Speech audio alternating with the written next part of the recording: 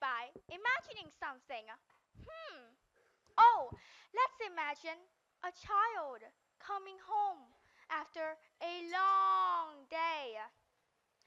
They place their bag down and nervously pull out a test paper. Mom, Dad, I got a 6 out of 10. Silence. Then a sign. What happened? You didn't try hard enough? You should have studied more. The child's eye welled up with tears. I did my best. Well, then, if this is your best, then it's not enough. The frustration in the parent's voice rises, and they continued lecturing about effort, responsibility, and success. But the child isn't hearing these words anymore. They're too busy swallowing the lump in their throat, feeling the weight of disappointment settle deep inside. At that moment, the child knew her parents loved her, but somehow she didn't feel it. Have you ever felt love, yet not truly understood? A yes or a no?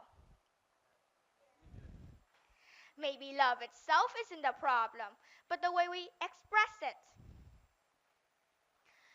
Parents, all parents love their children. But what if that love comes with a shadow? Fear. Parents worry, will my child succeed?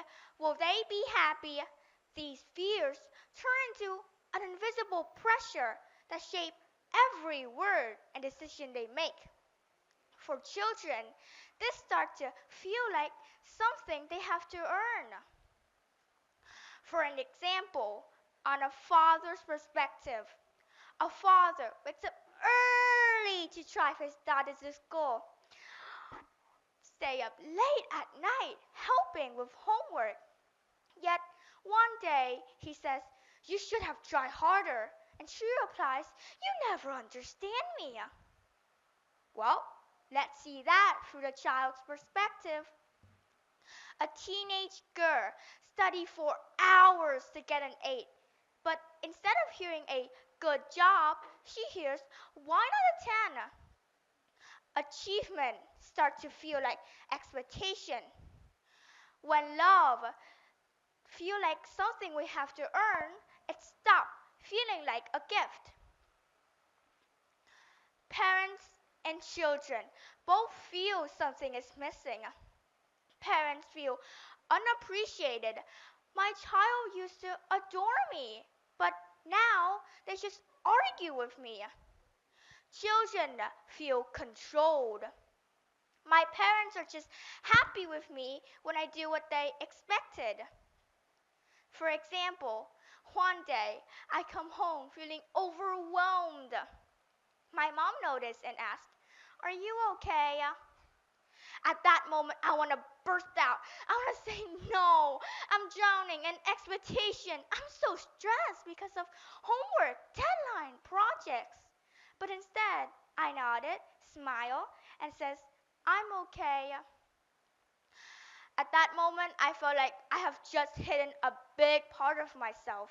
Not because I didn't trust her, but because I don't want to make her disappointed or worried.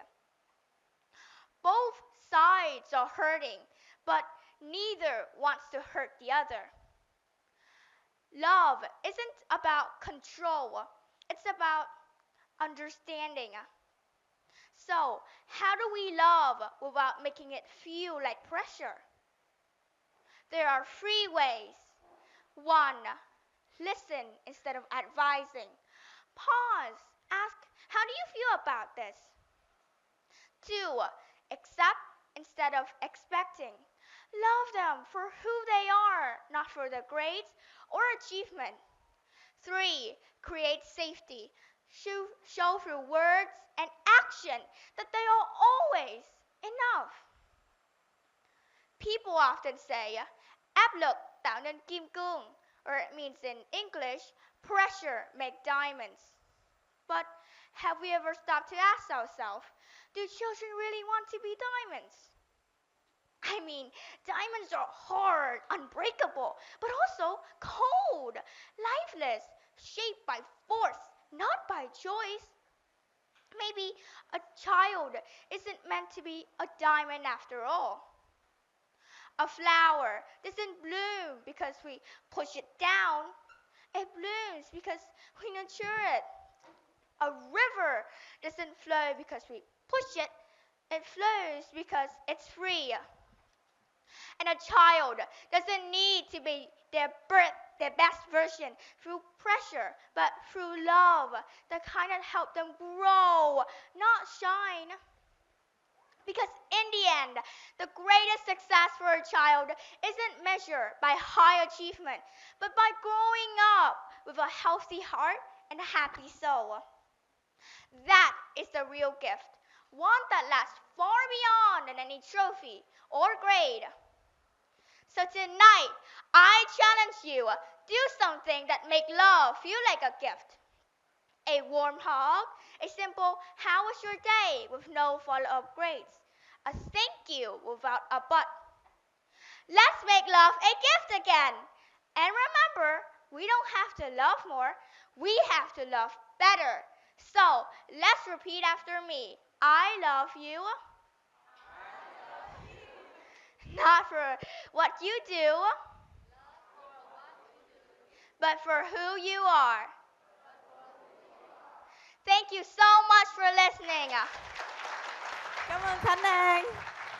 Thực sự là bài chia sẻ của con rất là chạm đến cảm xúc của cá nhân cô. Cô có thời gian để chiêm nghiệm lại cách mà cô yêu con của mình. Và cô hy vọng rằng bài chia sẻ của con cũng sẽ khơi gợi cho quý phụ huynh ở đây biết cách yêu.